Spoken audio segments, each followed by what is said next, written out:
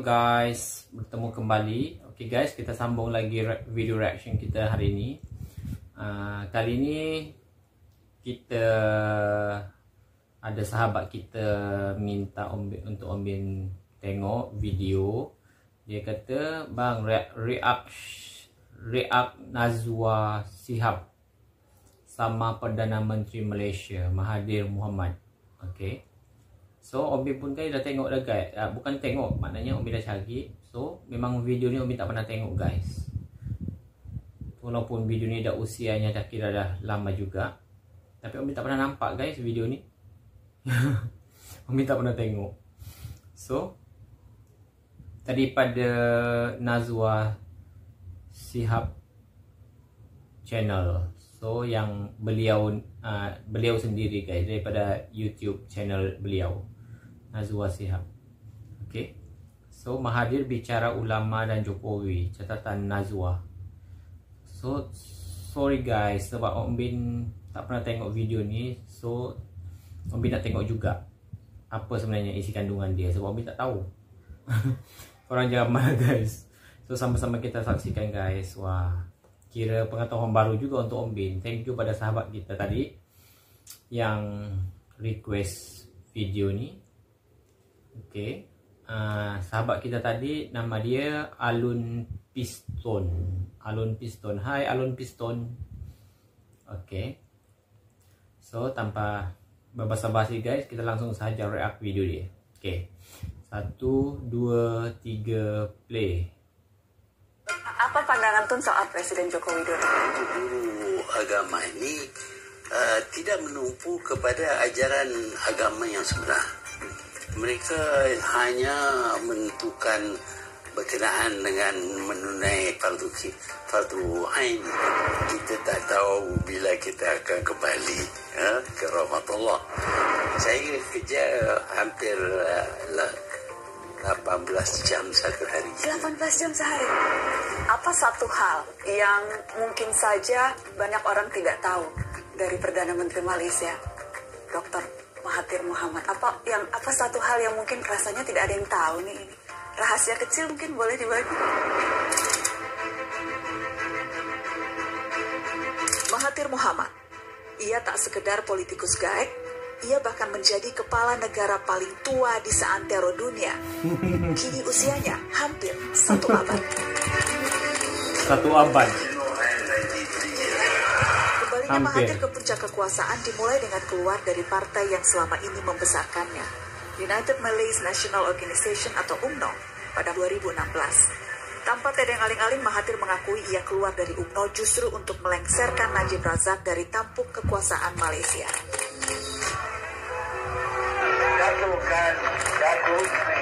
My decision to leave UMNO. Okay guys, kita tengok video ni guys. Kita jangan tengok dari segi politik guys. Kita cuma tengok sahaja apa sebenarnya nak dicakapkan tu. Kita ambil iktibar apa yang terbaik, kita ambil, kita serap. Apa yang kira tak kurang baik, kita tak payah ambil peduli. Dan please jangan fikir pasal politik, sebab politik ni memeningkan semua. So just relax, enjoy the video. Okay. 7 bulan kemudian ia mendirikan kendaraan politik yang baru, Partai Pribumi Bersatu Malaysia. Tujuannya apalagi selain melawan sang Perdana Menteri Najib Razak. Dengan lafaz Bismillahirrahmanirrahim meresmikan Parti Pribumi Bersatu Malaysia. Hanya butuh waktu kurang dari 2 tahun, partai yang baru ia dirikan sudah memenangkan pemilu di Malaysia dan menghantarkannya menjadi Perdana Menteri tertua saat ini. Saya Mahathir bin Mohamad setelah dilantik memegang jawatan Perdana Menteri dengan sesungguhnya bersumpah bahawa saya akan dengan jujur menunaikan kewajipan-kewajipan jawatan itu dengan segala daya upaya saya, bahawa saya akan menumpahkan ta'aziyah yang sebenar kepada Malaysia. Saya menemui Mahathir langsung di ruang kerjanya di Putrajaya, Malaysia. Kami berbicara tentang banyak hal, tidak hanya tentang kehidupan pribadinya. So maknanya guys, Nazwa ni dia datang ke Malaysia untuk temu ramah Mahathir Mohamad. Wow. Om Bin tak tahu langsung guys. Sorry guys, Om Bin kira ketinggalan dari segi info-info macam ni. Thank you pada sahabat kita yang dah request tadi. Tetapi juga tentang situasi politik global, juga tentang Indonesia. Amazing. Dr. Mahathir Mohamad, terima kasih banyak waktunya untuk kami. Sama-sama. Sudah lebih 1 tahun Tun menjabat kembali menjadi Perdana Menteri. Pengalaman 1 tahun ini, adakah yang Tun rasa berbeda atau paling berat dibandingkan yang Tun bayangkan sebelumnya? 3 kali ganda lebih berat daripada dulu. Dulu saya jadi Perdana Menteri, ambil alih daripada yang terdahulu.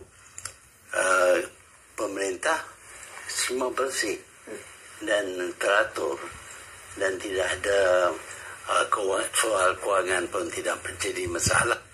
Kali ini kita ambil alih sebuah pemerintah yang sudah dikotorkan, sudah diburukkan, dan ramai yang terlibat dengan rasuah dan sebagainya. Dan juga kita perlu bayar hutang yang diambil oleh pemerintah yang terdahulu. Sepatutnya kita dapat guna wang ini kalau dilapor, tetapi wang ini hilang. Jadi kita terpaksa bayar hutang, tetapi tak ada punca yang lama, wang yang asal sudah hilang. Jadi ini menjadi satu masalah yang berat bagi kita. Jadi itu merasa 3 kali lebih berat. 3 kali lebih berat, ya. Lagipun saya umur sudah lebih dan saya perlu kerja seberapa kuat yang boleh, kerana saya janji supaya saya akan letak jawatan. Jadi saya punya masa mungkin 3 tahun, mungkin 2 tahun. Dalam masa itu saya perlu habiskan kerja yang memerlukan 8 tahun, 10 tahun. Jadi harus berlari lebih cepat lagi. Ya, kena lari lebih cepat. Lari lebih cepat. Dr. M, panggilan akrab Mahathir, masih seperti yang dulu. Ia penuh kontroversi. Ia tak segan mengambil kebijakan tidak populer, juga berani mengatakan sesuatu tanpa tedeng aling-aling, bahkan untuk isu sensitif sekalipun. Yang terbaru, dengan berani ia mengurangi pendidikan agama dalam kurikulum sekolah. Padahal kita tahu Islam adalah agama mayoritas di Malaysia. Sebuah keputusan berani di tengah menguatnya politik identitas dalam tatanan global. Kenalkan pelajaran agama awal-awal lagi. Tetapi kita dapati bahawa guru-guru agama ini tidak menumpu kepada ajaran agama yang sebenar. Mereka hanya menentukan berkenaan dengan menunai fardu ain, sembahyang, puasa, zakat, kerja haji. Tetapi tentang cara hidup orang Islam mereka tidak mengajar. Sebaliknya kita dakwa bahawa Islam adalah satu cara hidup. Dan cara hidup bermakna mempunyai nilai-nilai tertentu, nilai-nilai Islam tertentu. Itu tidak diajar. Jadi kita berpendapat bahawa tidak perlu banyak masa. Yang lebih penting ialah tajuk pelajaran itu tertumpu kepada ajaran Islam yang sebenar, terutama berkenaan dengan cara hidup orang Islam. Bukan semata ritual atau tata cara berdoa misalnya. Itu yang selalu ditekankan. Banyak doa, banyak kadang tu guys macam nak, kalau dari segi kita macam jadi inspirasi, sebab beliau guys dah kira usia dia dah terlebih. Dah berapa dah sekarang? Dah 95 kan, sampai 94. Tapi dapat bayangkan tak guys, orang-orang yang mungkin kat kampung-kampung mungkin dah ada yang dah senang lupa, tapi beliau ni guys kira antara yang paling hebat tu guys, sebab tak ada langsung apa-apa. perubahan pada diri dia, sama sahaja. Wow. Kepercayaan kepada tulisan-tulisan ulama-ulama, tetapi kadang-kadang membelakangkan Al-Quran. Jadi kita nak balik kepada Al-Quran, bukan kita nak ketepikan agama, tidak. Kita nak tumpu kepada ajaran agama yang sebenar, dan yang sebenar datang daripada Quran. Kalau ini kalau kita mengajar pendapat ulama itu, pendapat ulama ini, kita akan confuse, kita akan keliru yang mana satu yang kita perlu ikut, dan akhirnya konflik antar. Ya, dengan itu wujud macam-macam ajaran yang kerap kali jauh sekali daripada ajaran agama, dan disulam pula politik. Jadi bukan mengajar agama berkenaan supaya kita mengenali agama kita, tetapi mengajar agama yang mendukung perjuangan politik parti. Itu kita berpendapat itu tak perlu. Ketika Tun berbicara, karena ini isu yang juga similar, sama dengan di Indonesia, tetapi ketika Tun berbicara straightforward lugas, saya membayangkan pasti ada backlash, pasti kemudian ada tudingan-tudingan, wah anti agama, liberal, sekuler, pasti ada kritik-kritik seperti itu, Tun? Kita pro agama, bukan anti agama. Apa yang kita lihat, kadang-kadang ajaran-ajaran yang disampaikan tidak seperti yang kita dapat dalam Al-Quran. Umpamanya mereka menyebut tentang hadis-hadis tertentu, tetapi kadang-kadang hadis itu bertentangan dengan Al-Quran. Kita pilih Quran, kita tak hadis itu mungkin betul, mungkin tidak. Terdapat sehingga 600,000 hadis, dan pakar hadis berkata bahawa kebanyakannya tidak sahih. Yang disahkan ialah 7,000 saja daripada 600,000. Bermakna banyak ada ciptaan-ciptaan dibuat tertentu oleh orang tertentu untuk menghalalkan perbuatan mereka.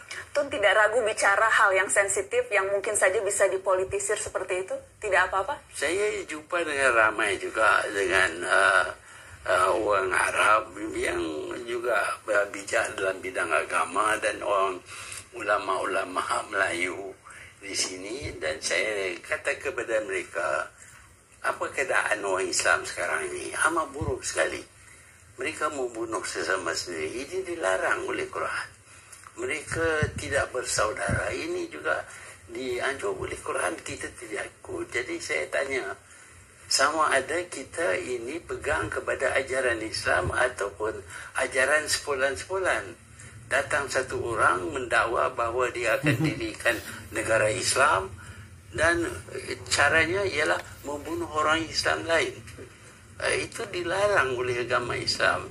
Menempatkan Islam dan negara dalam porsi yang pas di tengah situasi dunia yang seperti ini, bagaimana pandangan Tun?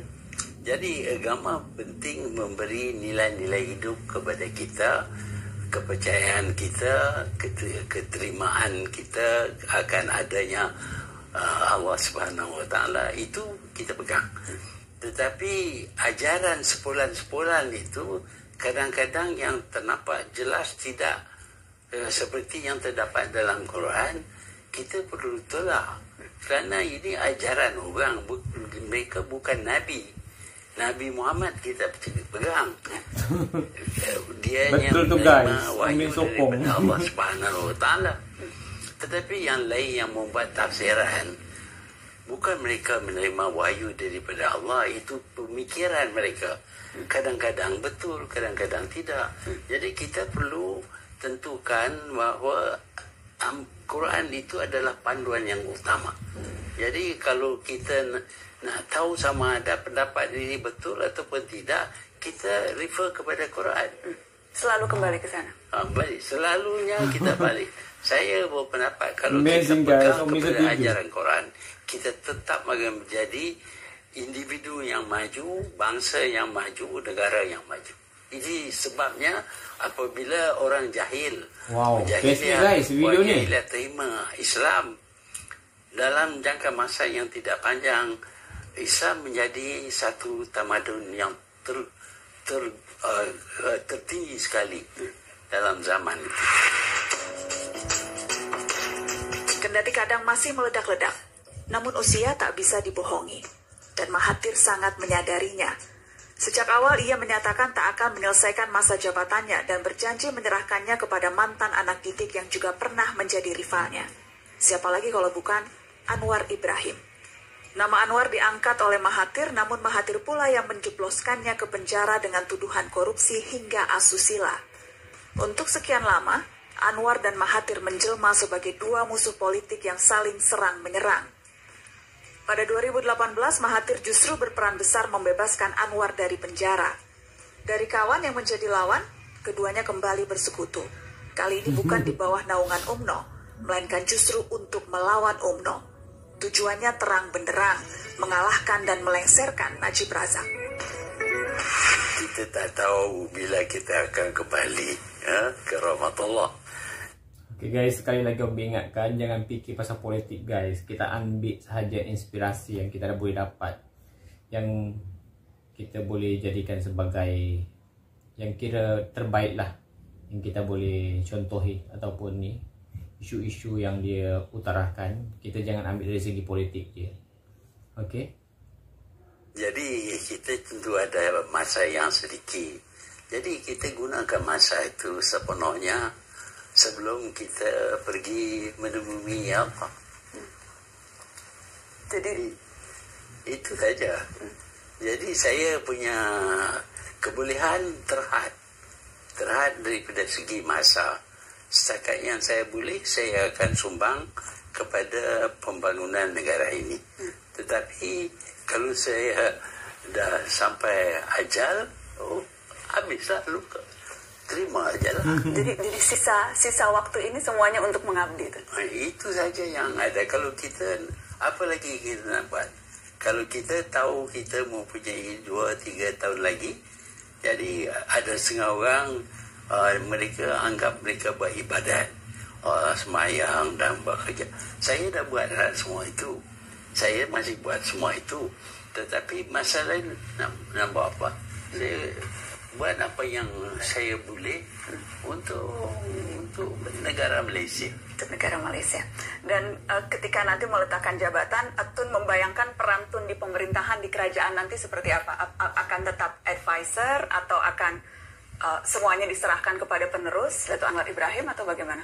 Ya, dia akan jadi Perdana Menteri, terpulang kepada Perdana Menteri untuk menentukan dasar-dasarnya pula. Kalau saya ditanya, mungkin saya memberi nasihat, pendapat dan sebagainya. Kalau saya ditanya, tapi saya tidak paksa sesiapa bertanya kepada saya. Menarik memang hubungan antara Tun dengan Anwar Ibrahim, kemudian juga sempat berbalik-balik hubungan itu. Kemudian kalau kita bicara Perdana Menteri yang lama, Badawi dan juga Najib Razak, hubungan itu sempat baik dan kemudian dilengsarkan.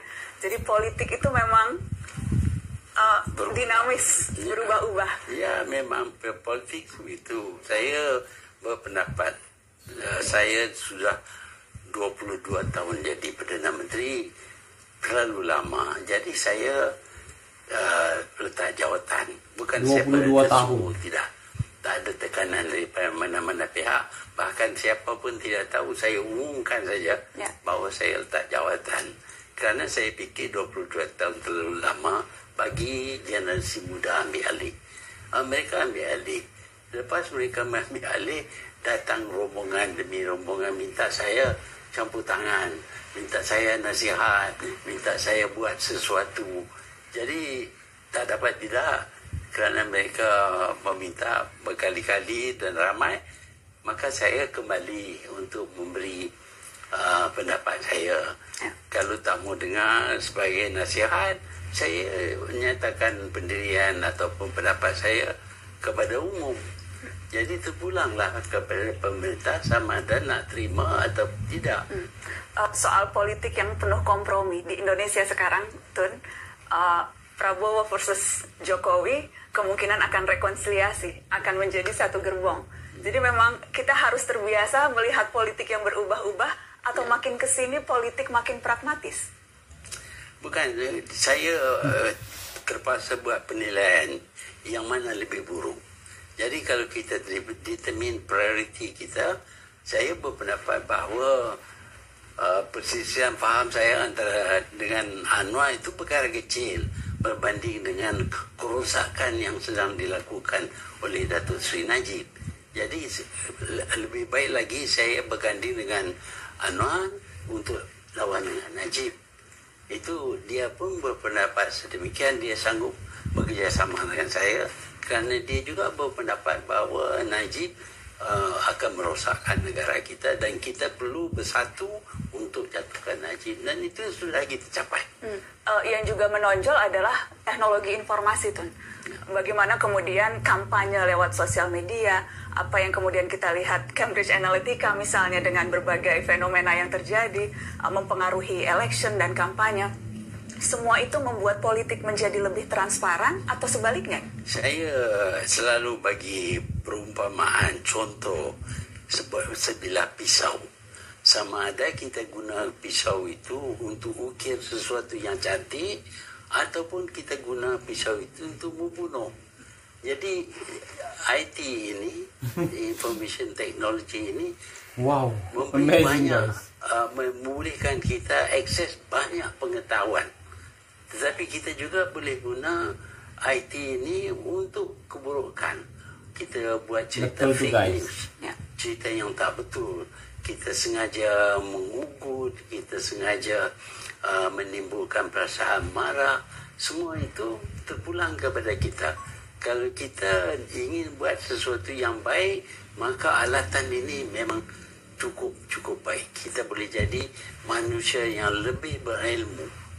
Tetapi kalau kita salah guna new technology ni, information yang mudah ini, saya fikir kita akan jadi rosak. Rusak, termasuk di politik pun bisa rusak. Ya, politik terutamanya. Terutamanya politik. Kalau dahulu untuk mengembangkan pendapat seseorang, dia perlu siar dalam akhbar. Tetapi akhbar dunia moden, guys, tidak mau siar. Tetapi dalam media sekarang ini tidak ada siapa yang boleh larang. Tidak ada. Yang mereka boleh kata apa saja. Sama ada betul tak betul, mereka masuk. Dan dia pula ada virus ke seluruh dunia. Sekarang ini saya boleh cakap dengan seluruh dunia, buat ucapan yang seluruh dunia boleh dengar. Itu satu power yang boleh diguna oleh siapa saja. Politik identitas atau politik rasial dalam kosakata di Malaysia sedang mewarnai politik Indonesia juga di belahan dunia yang lain. Partai-partai kanan, partai-partai konservatif banyak yang memenangkan pemilu.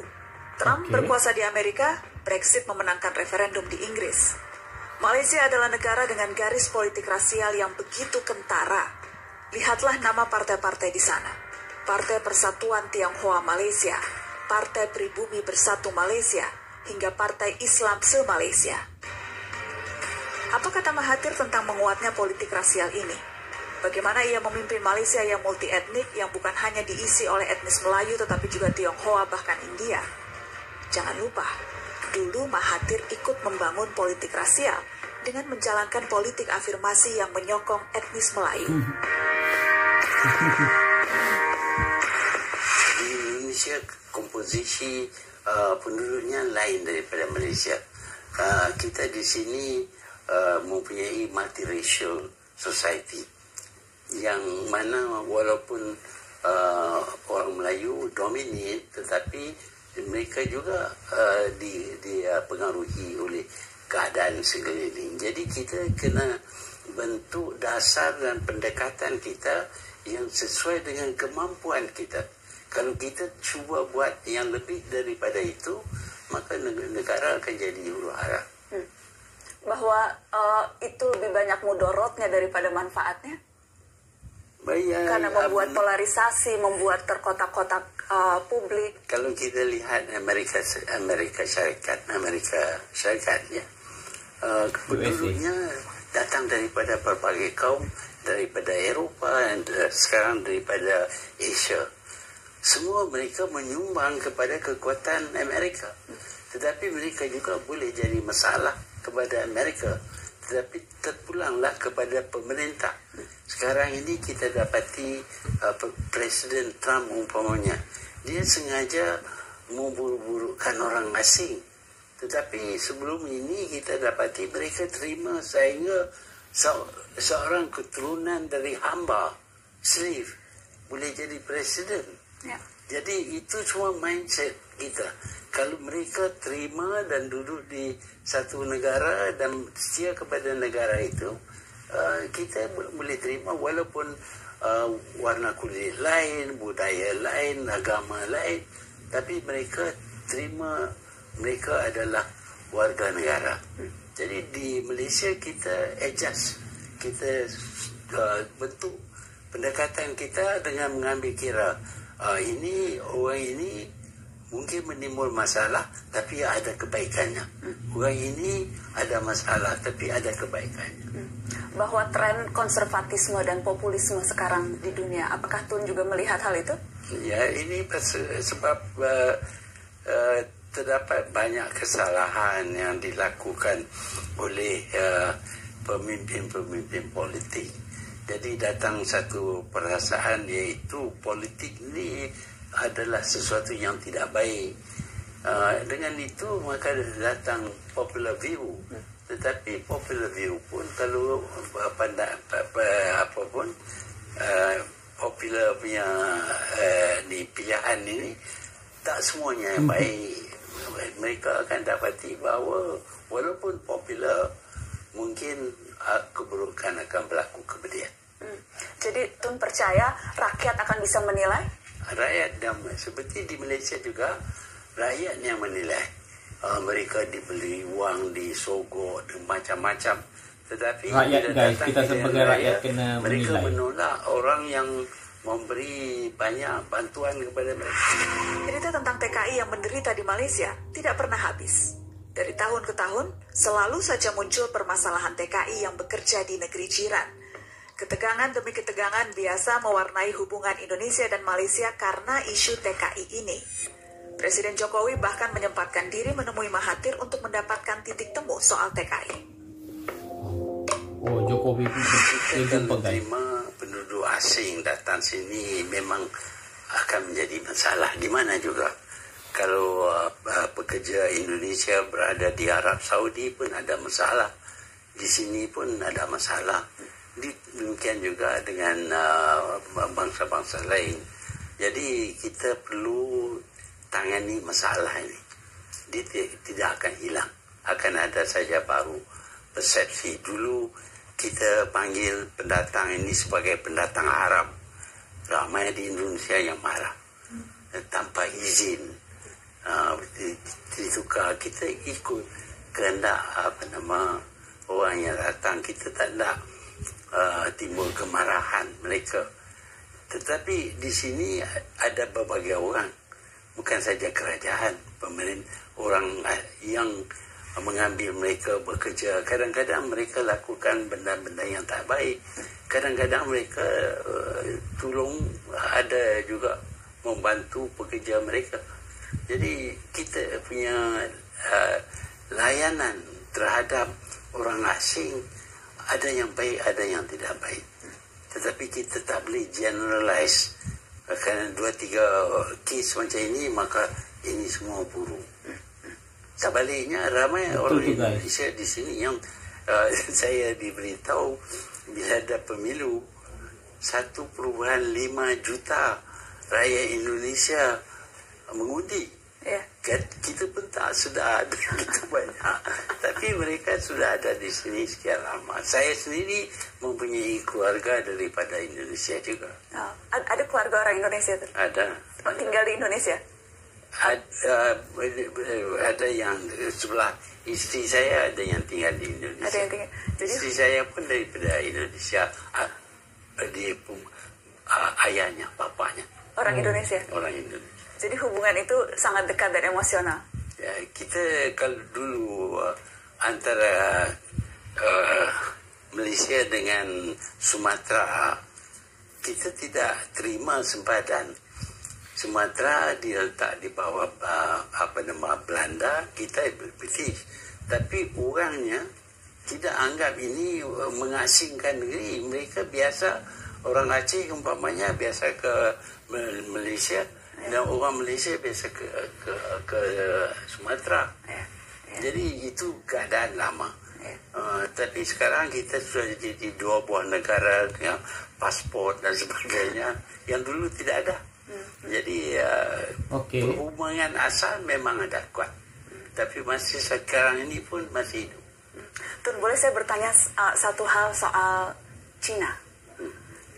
Di awal-awal ketika Tun menjabat tampak keras sikapnya, makin kesini makin melunak. Betulkah penilaian itu? Tak ada. Saya keras bila ada masalah. Pada masa itu, pemerintah yang dahulu memberi satu kontrak yang terlalu mahal, terlalu tinggi, dan ada unsur-unsur rasuah di situ.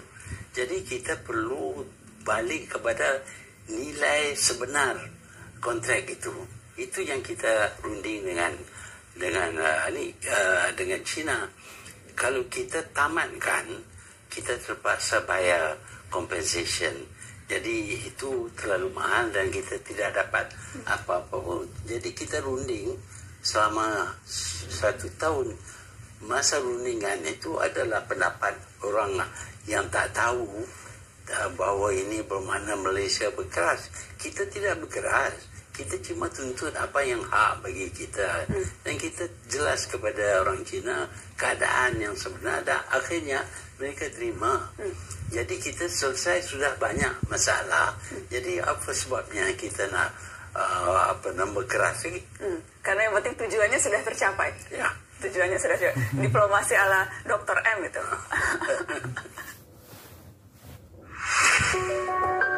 Wow, best pula guys video ni. Kami tak pernah tahu guys. Sedikit orang yang punya umur sepanjang 90 tahun lebih. Lebih sedikit lagi yang sanggup bekerja di usia itu. Tapi Mahathir bisa. 70 tahun lebih malang melintang di dunia politik, Mahathir tetap aktif dan energik. Di usianya yang hampir 1 abad, ia masih bekerja 18 jam dalam sehari. Luar biasa guys.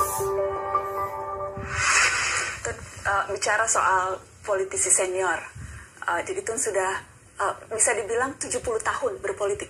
Lebih dari 70 tahun? Usia berapa persisnya Tun ketika saya merasa politisi? Semasa dalam sekolah sudah giat dalam politik. Sekolah kedokteran? Bukan, sekolah biasa. Sekolah biasa. Jadi usia berapa Tun? Saya pergi ke sekolah Inggris dulu. Bila umur 15-16 tahun, saya perhatikan keadaan sekeliling, ada yang saya tak puas hati, dan dengan itu saya terlibat banyak dalam politik. Jadi sejak usia 15 tahun? Ya. Sejak usia, apa nikmatnya berpolitik tuh? Ya, kita berpendapat bahawa melalui politik kita boleh tukar sesuatu yang tidak baik. Menukar sesuatu yang tidak baik? Walaupun mungkin saja hasilnya menjadi lebih buruk? Tak juga. Kalau kita tak berpolitik, mungkin kita masih dijajah. Kita semua dapat melepaskan diri daripada penjajahan melalui politik. Betul tuh guys. Apa nasihat Tun untuk anak-anak muda yang mungkin mau masuk politik tapi masih ragu karena melihat persepsi politik itu buruk, politik itu kotor, politik itu busuk? Apa yang akan Tun katakan ke mereka sekarang sebagai pemimpin usia yang paling senior di dunia, 94 tahun? Tidak ada sesuatu apapun yang 100% baik ataupun 100% buruk. Selalu ada campuran. Dalam politik juga ada aspek yang baik, ada aspek yang tidak baik. Betul tuh guys. Berjuang untuk kemerdekaan tentu baik. Kalau kita guna kuasa politik untuk membangunkan negara, memberi kehidupan rakyat yang lebih selesa, itu baik. Tetapi kalau kita apabila berkuasa, menyalahgunakan kuasa, terlibat dengan rasuah, mencuri duit, itu politik juga. Tapi aspek politik yang kita tidak terima. Saya berpendapat kesalahan itu ada pada orangnya, bukan kepada idea, ideologi ataupun seronok guys tengok video ni. Semua idea harap ni orang baik, jangan bosan guys tengok. Orang yang melaksanakan pengetahuan baru pada Om yang tak baik. Umpamanya komunisme untuk sebab Om Min kurang tengok video-video macam ni. Sama kaya sebelum ni. Tetapi akhirnya menjadi sama miskin. Mereka menggunakan kuasa authoritarian, itu yang tak baik. Idea untuk memberi kekayaan yang sama memang baiklah, tapi tak boleh dilakukan. Jadi berpulang pada tergantung kepada individunya. Tergantung kepada individu ataupun masyarakat itu dan nilai hidup pegangan masyarakat, nilai hidup yang memainkan peranan yang terpenting. Tentunya tahu sedikit banyak soal kepemimpinan Indonesia, tahu 7 presiden. Kalau saya boleh minta Tun untuk menggambarkan mungkin dari segi gaya diplomasi yang paling menarik di antara 7 presiden Indonesia yang Tun perhatikan. Ya, saya lebih kenal Pak Harto. Dari zaman Pak Harto, Indonesia aman dan dapat dibangunkan. Tetapi Indonesia bukan seperti Malaysia. Kita satu negara yang kecil, mudah berkomunikasi. Indonesia mempunyai 17,000 pulau. Bagi satu orang yang boleh 17,000 guys pulau itu bagi saya itu kejayaan yang cukup besar. Apa pandangan soal kepemimpinan Indonesia sekarang Presiden Joko Widodo? Presiden Jokowi sedar tentang keperluan membangunkan di Indonesia, dan dia memerhatikan tentang politik, bukan saja politik tapi ekonomi growth. Saya berpendapat bahawa dia membawa satu pemikiran yang baru dan tidak sama dengan yang lama. Yang lama maksudnya presiden sebelumnya? Ya. Oke. Waktu luang kalau ada waktu luang, adakah waktu luang? Waktu luang, ada waktu spare time? Do you still have spare time? No. Saya kerja hampir 18 jam satu hari. 18 jam sehari. Wow guys. 18 jam guys satu hari dia bekerja. Oh my god. Luar biasa. Dengan usia yang macam tu guys, memang amazing. What's your typical day, Tun? Seperti apa keseharian itu? Masuk pejabat. Bangun pagi jam? Sampai pukul 6-7 petang. Malam ada lagi appointment. Ataupun malam saya dapat bekerja kerana tak ada diganggu. Kalau di sini ganggu dengan orang itu datang, orang ini datang, wartawan datang ini mengganggu. Ya, ini ada hasil juga. Amin, insyaallah. Oh, jadi kalau malam tidur jam berapa tuh? 11-12 malam. Dari mana energi itu di usia 94 tahun? Energi itu dari mana? Alhamdulillah saya tak dapat sakit yang tu lah. Macam kalau kita dapat sakit macam kanser, tak banyak yang boleh kita lakukan. Saya dapat sakit jantung 2 kali dibedah. Tapi selain daripada itu, saya function macam biasa. Dan saya sederhana dalam cara hidup saya. Makan, saya tak makan terlalu banyak, takut gemuk. Dan saya tidak pernah gemuk, tapi Dokter M tidak pernah gemuk katanya. Karena makan makan saya jaga. Ada baju-baju saya yang 30 tahun dahulu saya masih boleh pakai. Masih pakai. itu menimbulkan iri banyak orang. Termasuk salah satunya Wakil Presiden terpilih Indonesia Kiai Haji Ma'ruf Amin. Ketika disoal umurnya 75 tahun, ia selalu bilang itu Perdana Menteri Malaysia Mahathir Mohamad 94 tahun. Jadi dia selalu menjadikan Tun sebagai contoh. Jadi memang usia itu luar bukan biasa. faktor. Usia itu kesihatan yang penting. Tak guna kalau kita tua tapi tak boleh function. Tapi saya bernasib baik, saya jaga diri saya. Olahraga? Masih prepare sendiri katanya? Boleh bawa ujung minggu saya selalu bawa kereta pusing tengok. Oh, masih sendiri. Penting itu untuk itu my last pleasure. Lain-lain tak boleh. Saya ingin naik kuda juga, tunggang kuda. Saya selalu tunggang kuda, tapi kadang-kadang saya naik cycle. Itu sebagai exercise juga. Exercise dan hobi. Pertanyaan terakhir, Dr. M. Apa satu hal yang mungkin saja banyak orang tidak tahu dari Perdana Menteri Malaysia, Dr. Mahathir Mohamad? Apa satu hal yang mungkin rasanya tidak ada yang tahu nih ini? Rahasia kecil mungkin boleh dibagi? Yang tidak disangka-sangka? Ya, saya adalah politician. Politician ini orang yang terdedah kepada publik. Tetapi kalau boleh, saya tak suka terdedah kepada publik. Saya Pemalu? Shy. Yeah. Shy? I don't think people would think that you were shy. Yeah, but I had to overcome that because I had work to do.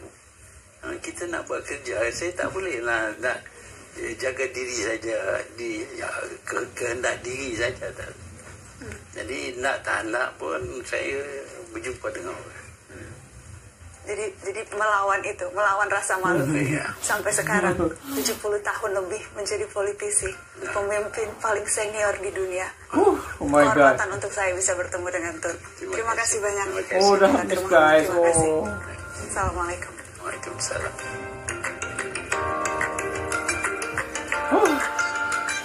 Wow guys. Rajin pula guys Om Bin menengok video tu sampai habis. Thank you guys pada Nazwa Shihab sebab ada video tu di channel beliau. Oh my God, thank you so much sebab ada video ni daripada kawan kita juga yang suggestkan pada Om Bin untuk tengok video ni. Okay guys, sebenarnya guys, kalau bercakap pasal dunia politik memang tak ada habisnya guys. So macam Om Bin dulu awal-awalnya Om Bin suka juga guys ambil tahu pasal politik. Tapi bila macam Om Bin mungkin dah meningkat, pemikiran kita macam okey, tapi kita rasanya tak payah ni ikut. Sebab lagipun kita sebagai rakyat, kita memerhati. Jadi bila contohnya pemimpin kita lakukan yang mungkin dah tak sesuai dengan apa yang dikehendaki rakyat, so kita ada pilihan kita. Macam mungkin Indonesia, Malaysia kan, dia ada pilihan raya pemilu kalau ke Indonesia. So kita pilih maknanya pemimpin yang kita suka. Pemimpin yang kira tak boleh, maknanya kira tak boleh dipercayai ke atau tak boleh kira rakyat tak percaya, so kita tukar guys. Macam tu je. Jadi pasal macam fikir, kadang orang berdebat pasal politik ke apa bagai, sebenarnya pada Om Bin memang wajib, sebab kita ada hak kita untuk berdebat ke apa. Tapi kalau pada Om Bin lah, sebab Om Bin jenis tak suka ambil pusing sangat guys. Sebab kita berdebat macam mana sekalipun, tak ada, kita siapa guys, kita cuma mampu memilih yang melaksanakan tugasan ke apa, maknanya presiden ke Perdana Menteri ke. So Om Bin ambil benda lah ni sebagai okey, kalau kita rasa pemimpin tu terbaik, kita sokong. Kalau rasa pemimpin itu tak kira kurang memuaskan, so kita akan turunkan dia ke atau tukar, gitu je. Jadi pasal berdebat pasal politik sangat ni rasanya tak payah ikut. Itu peribadi Om Bin guys. Sebab Om Bin dulu pernah macam memikir pasal politik, tapi lama-lama Om Bin kadang sampai bosan. Sebab benda lah tu macam orang ni kata ni, orang ni kata ni, orang ni tak ada penyelesaian. Sama je. Okay guys, itu saja guys video Om Bin untuk hari ini. So thank you pada kawan kita yang suggestion tadi. Okay dah guys, jangan lupa guys, coronavirus masih ada. Kita kena jaga diri kita guys, supaya kita terhindar daripada macam-macam benda-benda yang kita tak ingini. So kita kena kekalkan guys kesihatan kita. Banyakkan minum air pada waktu siang dan kurangkan pada waktu malam. Kalau boleh pukul 8 malam tu dah tak payah minum air dah. Terutama kurangkan minum gula guys. Ambil gula tu kalau boleh sehari ambil sedikit saja, jangan lebih-lebih minum minuman yang bergula, makanan yang bergula. Sebab gula lah yang kadang doktor kata gula ni dia banyak kesan negatifnya daripada yang baik. So itu saja guys. Semoga kita jadi macam Tun Mahathir yang sentiasa sehat walaupun dah usia 90. Rasanya tak tahun ni 95 ke 96? 95 kot. Okay guys, dah itu sahaja. Thank you.